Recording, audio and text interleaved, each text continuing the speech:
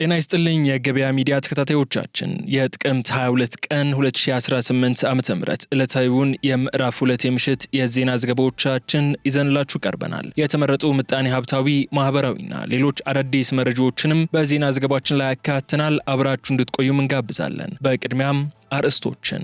በመዲናዋ ከፍተኛ የንብረት ውድመት መድረሱን ፖሊስ አስታወቀ።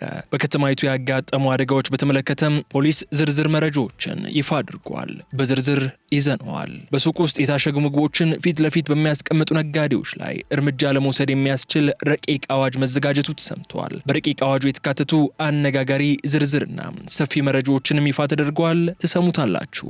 በአፍሪካ የመጀመሪያ የሆነ አገልግሎት ሰጪ ተቋም በኢትዮጵያ ስራ መጀመሩ ተገልጿል። ስለ ተቋሙ አገልግሎቶች አዳዲስ መረጃዎች እየወጡ ይገኛሉ። በዝርዝር የምናደርሳችሁ ይሆናል። ከመንግስት ንብረት አጠቃቀም ጋር ተያይዞ አነጋጋሪ መመሪያ መውጣቱንና እስከ ተጠያቂነት የሚያደርስ ጉዳይ ስለመሆኑም ተሰምቷል። በዝርዝር የያዝነው ጉዳያችን ነው። አብራችሁን በመቆየት እንድትከታተሉን እየጋበዝን አሁን ወደ ዝርዝር ጉዳዮች እንለፍ። በመሃል ፒያሳ በቅናሽ ዋጋ ለሽያጭ ስለወጡ አፓርትመንት ቤቶች ሰምተዋል? ሰላም ጤና ይስጥልኝ። የአማና ኢምፖርት ኤክስፖርት እህት ኩባንያ የሆነውና ከ15 ዓመት በላይ በተለያዩ የቢዝነስ ዘርፎች ልምድ ያካበተው ሜሪት ፕሮፐርቲስ አሁን ደግሞ በፒያሳ ላይ በካሬ 90 ሺህ ብር ብቻ ባለ 1 መኝታ በ441 ሺህ ብር፣ ባለ 2 መኝታ በ855 ሺህ ብር፣ ባለ 3 መኝታ በ1.1 ሚሊዮን ማግኘት ይችላል። ታዲያ ይህ ቅናሽ የተመቻቸው ለ10 ሰዎች ብቻ ስለሆነ ስክሪን ላይ ባለው ስልክ እየደወሉ ቦታውን ያዙ።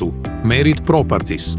በአዲስ አበባ ከተማ ሐሰተኛ ሰነድ ሲያዘጋጁ የነበሩ ተጠርጣሪዎች በቁጥጥር ስር ዋሉ። ሐሰተኛ ሰነድ የሚያዘጋጁ ግለሰቦችን የተመለከተ መረጃ ከህብረተሰቡ የደረሰው የአዲስ ከተማ ክፍለ ከተማ ፖሊስ መምሪያ ባደረገው ክትትል 2 ተጠርጣሪዎች በቁጥጥር ስር መዋላቸውን የአዲስ አበባ ፖሊስ ጠቅላይ መምሪያ አስታውቋል። አበበ አሰፋና ፍቃዱ ሳሙኤል የተባሉት ተጠርጣሪዎች ሐሰተኛ ሰነዱን ሲያዘጋጁ የቆዩት በአዲስ ከተማ ክፍለ ከተማ ወረዳ 6 ልዩ ቦታው ጎጃም በረንዳ ተብሎ በሚጠራው አካባቢ ነው የተባለም ሲሆን ተጠርጣሪዎቹ በህጋዊ ንግድ ሽፋን ህገወጥ ተግባር የሚፈጽሙ ስለመሆናቸው በምርመራው ሂደት ማወቅም ተችሏል። ግለሰቦቹ ሐሰተኛ ሰነዶቹን የሚያዘጋጁት በአንድ ፎቶ ቤት ውስጥ እንደነበር የገለጸው የክፍለ ከተማው ፖሊስ በፎቶ ቤት ውስጥም በህግ አግባብ በተደረገ ብርበራ በተለያዩ ሰዎች ስም የተዘጋጁ ሐሰተኛ መንጃ ፈቃዶች፣ ልዩ ልዩ የትምህርት ማስረጃዎች፣ የልደት ሰርቲፊኬት፣ ሐሰተኛ ቲተርና ማህተሞች፣ የተለያዩ ተቋማት ሰነዶች እንዲሁም ሐሰተኛ ሰነዶቹን የሚያዘጋጁባቸው የተለያዩ ቁሳቁሶች ተይዘው ምርመራ እየተጣራ እንደሚገኝ የአዲስ አበባ ፖሊስ ጠቅላይ መምሪያ አስታውቋል።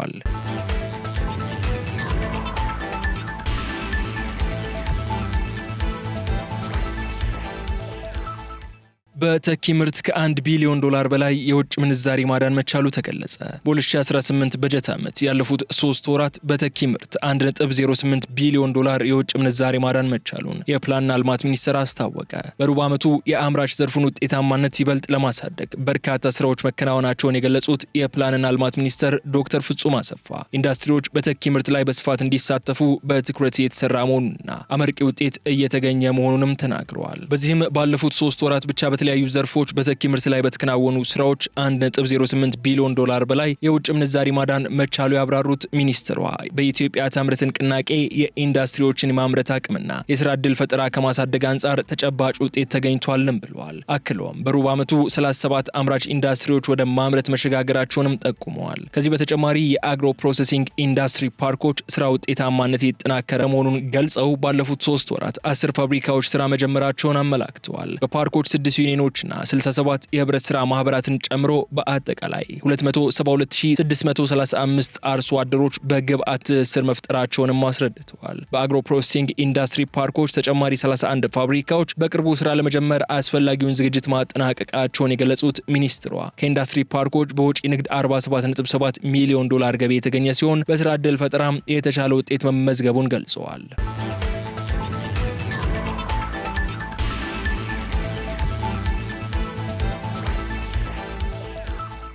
ባንኩ በተጠናቀቀው የሂሳብ ዓመት ከፍተኛ ትርፍ ማስመዝገቡ ተሰማ። አንበሳ ኢንተርናሽናል ባንክ በተጠናቀቀውና ፈታኝ በሆነው የኢኮኖሚ ሁኔታ ውስጥ ቢሆንም የላቀ የፋይናንስ የአሰራር ውጤት በማስመዝገብ ከግብር በፊት 1.8 ቢሊዮን ብር ትርፍ ማግኘቱን አስታውቀዋል። ይህ ትርፍ ካለፈው ዓመት ጋር ሲነጻጸር የ94 በመቶ ጭማሪ ያሳየ ሲሆን ባንኩ ጠቅላላ ተቀማጭ ገንዘቡም በ23 በመቶ በማደግ 44 ቢሊዮን ብር እንደደረሰና ጠቅላላ ብድርና ቅድሚያ ክፍያው ደግሞ በ19 በመቶ ጨምሮ 36.2 ቢሊዮን ብር መድረሱ መድረሱ ተገልጿል። የባለ አክሲዮኖችን 21ኛው መደበኛ ጠቅላላ ጉባኤ ዛሬ ጥቅምት 22 ቀን 2018 ዓ.ም ያደረገው አንበሳ ባንክ የአገልግሎት ተደራሽነትን ለማሻሻል የቅርንጫፍ መረቡን በ35 አዳዲስ መውጫዎች በማስፋት በአጠቃላይ 341 ቅርንጫፎች የከፈተ ሲሆን በዲጂታል ትራንስፎርሜሽኑ ላይም ሰፊ እድገት አስመዝግቧልም ተብሏል። በዚህ አፈጻጸም የተነሳ የባንኩ ጠቅላላ ንብረቶች በ25 በመቶ አድገው 54 ቢሊዮን ብር ሲደርሱ የተከፈለ ካፒታሉ ደግሞ በ21 በመቶ በማደግ 3.7 ቢሊዮን ብር መድረሱም ታውቀዋል።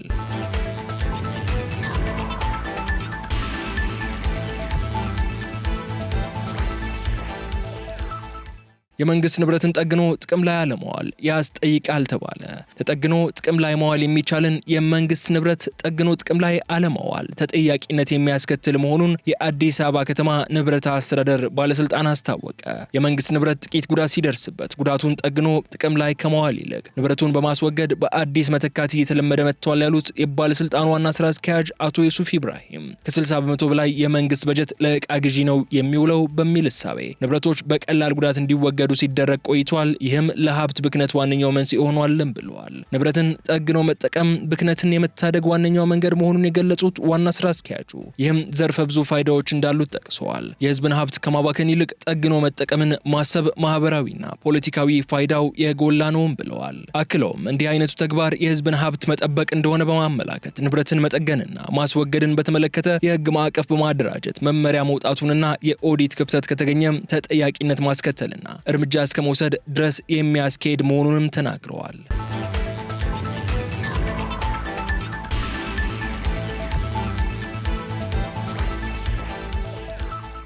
በአፍሪካ የመጀመሪያ የሆነ የሜድሶል ቼን አገልግሎት ሰጪ ተቋም በኢትዮጵያ ስራ ጀመረ። በተባበሩት አረብ ኤምሬቶች ተመዝግቦ የሚገኘውና ዓለም አቀፍ የንግድ ምልክት የሆነው ሜድሶል አድቫንስድ ዲያግኖስቲክ ማዕከል በኢትዮጵያ በይፋ ስራ ጀምረዋል። የጤና ሚኒስቴር ከሚመለከታቸው ባለድርሻ አካላትና የግሉ የጤና ዘርፍ ጋር በመተባበር ማዕከሉን ወደ ሀገር ውስጥ በማስመጣት በአፍሪካ የመጀመሪያውን የሜድሶል ቼን ማስጀመሩን አስታውቀዋል። ከተመሰረተ 40 ዓመታት እንዳስቆጠረ የተገለጸው ሜድሶል አድቫንስድ ዲያግኖስቲክስ ማዕከል ወደ ኢትዮጵያ ጣቱ ወደ ውጭ ሀገራት የሚላኩ የምርመራ ናሙናዎችን በሀገር ውስጥ ለማድረግ የሚያግዝ መሆኑ ተነግሯል። ተቋሙ ከ3000 በላይ የናሙና ምርመራዎችን ማድረግ እንደሚችልም የተገለጸ ሲሆን በኢትዮጵያ ህመም ካልተከሰተ ምርመራ ያለማድረግ ልምድን ለማስቀረት ያግዛል ሲሉም የላቦራቶሪው ዋና ስራ አስፈጻሚ አቶ ሱራፌል ሸዋታጠቅ ተናግረዋል። በተጨማሪም ዓለም አቀፍ የንግድ ምልክት ነው የተባለው የላቦራቶሪ አገልግሎቱ በዘርፉ በተሰማሩ ባለድርሻ አካላት ወደ ኢትዮጵያ ማስመጣታቸው ለሀገራችን የህክምና ላቦራቶሪ ፍላጎት አይነተኛ አማራጭ መሆኑን ገልጸዋል። ከዚህ ባሻገርም የደም ናሙናዎችን ወደ ሀገር ውስጥ በማስመጣትና በውስጥ አቅም በመስራት የላቦራቶሪ አገልግሎት ለጎረቤት ሀገራትም ጭምር የመስጠት ኃላፊነት እንዳለበት ጠቁመዋል ሲል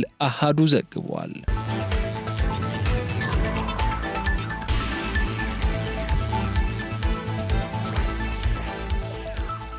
የታሸጉ ምግቦችን በተመለከተ የወጣው ረቂቅ አዋጅ ዝርዝር ይፋ ሆነ። በከፊል ሃይድሮኔሽን ሂደት የተለወጠ ስብ የያዘን ምግብ ማምረት ወይንም ወደ ሀገር ማስገባት ሙሉ ለሙሉ ይከለክላል የተባለለት አዋጁ ምክክር የተደረገበት እንደሚገኝ ተገልጿል። ሙሉ ለሙሉ የታሸጉ ምግቦችን እንደማይከለክል የተነገረለት ረቂቅ አዋጁ ነገር ግን ምግቦችን ከተቀመጠላቸው መጠን በላይ ጨው፣ ስኳር፣ ሳቹሬትድ ስብ ወይንም በፋብሪካ ሂደት የተለወጠ ስብ እንዲሁም ስኳር ያልሆነ ማጣፈጫ የያዙት ላይ ግን ክልከላዎች ማስቀመጡ ታውቀዋል። ረቂቅ አዋጁ በከፊል ሃይድሮኔሽን ሂደት የተለወጠን ስብ የያዘን ምግብ ማምረት ወይንም ወደ ሀገር ውስጥ ማስገባት፣ ማከፋፈል ወይንም ለምግብ አገልግሎት ማቅረብ ሙሉ ለሙሉ ተከልክሏል። ከዚህ በተጨማሪ ከመጠን ያለፈ ንጥረ ነገር ያላቸው ምግቦችም ማለትም በምግብ ውስጥ ያለው የሶዲየም መጠን በሚሊግራም ከአጠቃላይ የኃይል መጠን ወይንም ኪሎ ካሎሪ ጋር እኩል ወይም የሚበልጥ ከሆነ፣ ምግቡ በስኳር የጣፈጠ ፈሳሽ ከሆነ ከምግቡ ከሚገኝ 5 በመቶ ኃይል ወይም ከዛ በላይ ሲሆን፣ እንዲሁም በረቂቅ አዋጁ 1 ግራም ሳቹሬትድ ስብ 9 ኪሎ ካሎሪ ኃይል እንደሚሰጥ ይቆጠራል ይላል። በዚህም መሰረት ምግቡ ከሚሰጠው አጠቃላይ ኃይል ውስጥ 10 በመቶ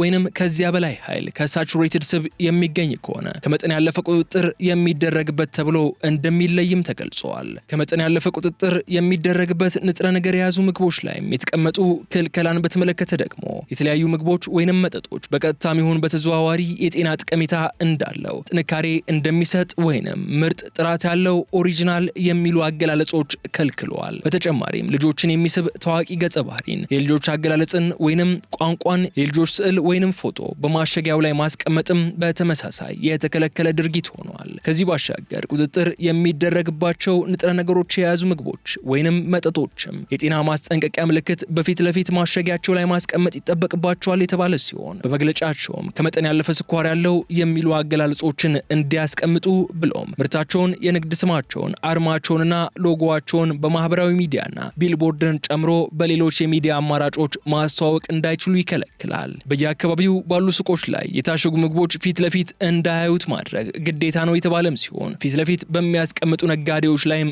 እርምጃ እንደሚወሰድ ተገልጿል። ረቂቅ አዋጁ በዘርፉ ያለውን ቁጥጥር ያሳድጋል ሲባል ኢንዱስትሪዎች በተጠቀሱት መጠኖች ምርታቸውን እንዲያቀርቡ አሊያም ተፈጻሚ የሚሆኑ አስገዳጅ ሁኔታዎችን እንዲተገብሩ ታስቦ የተዘጋጀም ነው። በተጨማሪም ይህንን በማይፈጽሙ አካላት ላይ ከአስተዳደራዊ የገንዘብ መቀጮ እስከ 5 ዓመት እስራት ድረስ የሚዘልቅ መቀጮን ያካተተ ነው።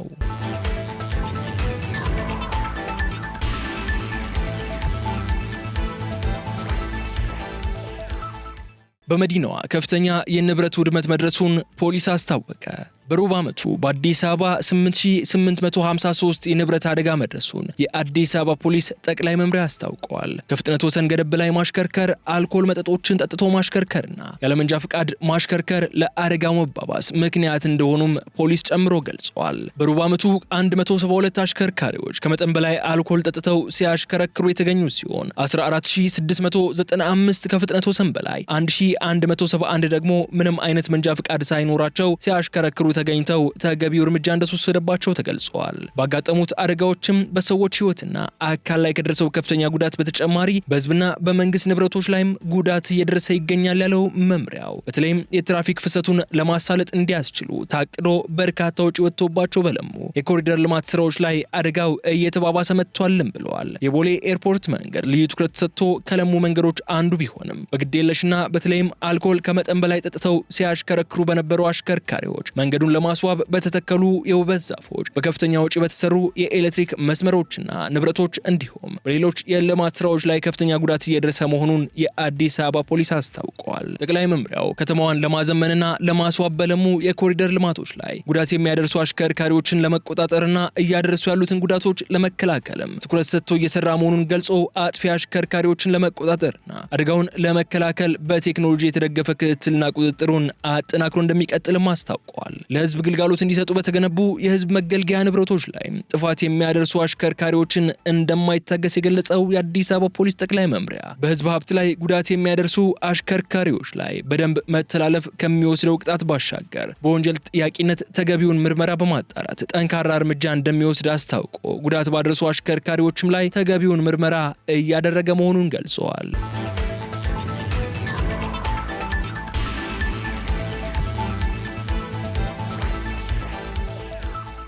የተከበራችሁ የገበያ ሚዲያ ተከታታዮቻችን ለጥቅምት 22 ቀን 2018 ዓ.ም የምዕራፍ 2 ምሽት የዜና ዘገባዎቻችን የያዝናቸው መረጃዎች እነዚህ እስካሁን ስትከታተሏቸው የቆያችሁትን ይመስሉ ነበር። በቀጣይ በሌሎች ጉዳዮች መልሰን የምንገናኝ ይሆናል። እስከዛ ቸርን ሰንብት።